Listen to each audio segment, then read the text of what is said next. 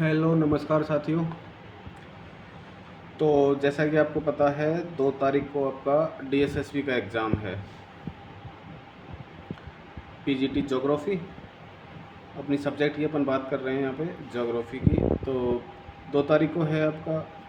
जैसा कि आपको पता है एक एग्ज़ाम एक शिफ्ट 25 तारीख को भी हो चुका है। ये दूसरी शिफ्ट का एग्ज़ाम है आपका 2 तारीख को। कुछ शायद सुबह की शिफ्ट में ही है, 7 बजे से इसका वो है, एंट्री है, और 9 से 12 एग्ज़ाम है, 3 घंटे का होता है।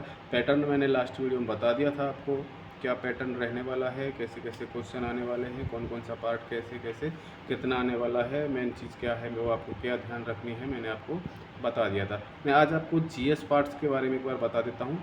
जो जीएस वाला पार्ट है इसमें कि आपकी 100 क्वेश्चन आएंगे जीएस के। और जीएस क्या जनरल पार्ट बोल सकते हैं, जिसमें मैथ भी है, रीजनिंग भी है, हिंदी भी है, इंग्लिश भी है, और आपका जीके जीएस है। तो 20 क्वेश्चन जीके जीएस के हैं, जो कि जिसमें आपका हिस्ट्री भी आएगा, पॉलिटी भी आएगा, ज्योग्राफी भी आएगा, ठीक है। इकोनॉमिक्स के भी कुछ क्वेश्चन हो सकते हैं, वो आपको ध्यान रखने हैं।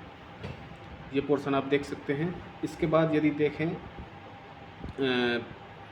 20 क्वेश्चन आएंगे हिंदी के, ग्रामेटिकल जो पोर्शन है हिंदी का, उसके 20 क्वेश्चन आएंगे। तो वो भी आपको ध्यान रखने हैं। यहाँ पे आपको लीड बना सकते हो हिंदी में, क्योंकि हिंदी तो सभी पढ़ते हैं।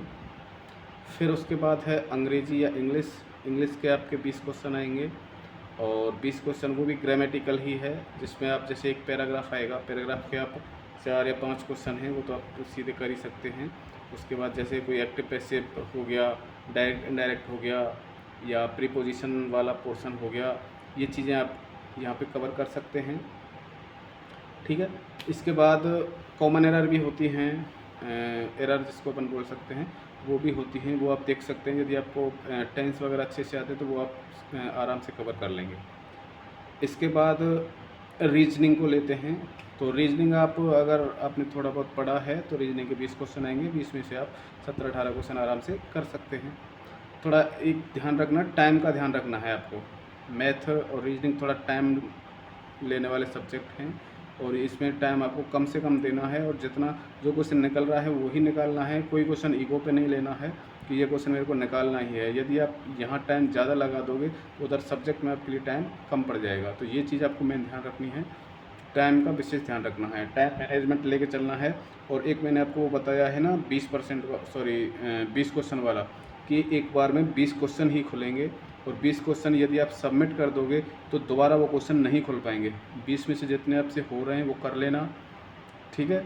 और उसमें यदि आपको रिस्क भी लेना है 1-2 क्वेश्चन पे, वो भी एक बार में ही ले लेना, क्योंकि एक बार में यदि आपने 20 क्वेश्चन सबमिट कर दिए तो उसके बाद वो क्वेश्चन दोबारा ओपन नहीं होंगे, ठीक है। एक बार सबमिट हुए तो आपके सबमिट हो गए, ओपन नहीं होंगे दोबारा, यदि आप ये देखो कि हम ये चीज़ बाद में देख लेंगे, ठीक है। तो यहाँ आप रीजनिंग में स्कोर कर सकते हो। उसके बाद इंग्लिश, हिंदी और रीजनिंग का मैंने आपको बताया, जीएस का आपको बताया। फिर मैथ का वही है, आपके नॉर्मल टॉपिक हैं मैथ में भी, जैसे लाबानी हो गया, प्रतिशत हो गया, साझा हो गया, और मतलब जो कि नॉर्मल टॉपिक ये हैं। पाइप सिस्टम यानी पाइप टंकी हो गया, टाइम वर्क मजदूरी हो गया, रेल वाला क्वेश्चन है वो हो गया। उसके साथ साथ कुछ क्वेश्चन आपके 3D डायमेंशनल जो होते हैं वहाँ से आ सकते हैं, घन घना बेलन इसमें से, ठीक है। इसके कुछ सूत्र आपको ध्यान रखने हैं, उनसे नॉर्मल क्वेश्चन आते हैं, निकल जाते हैं।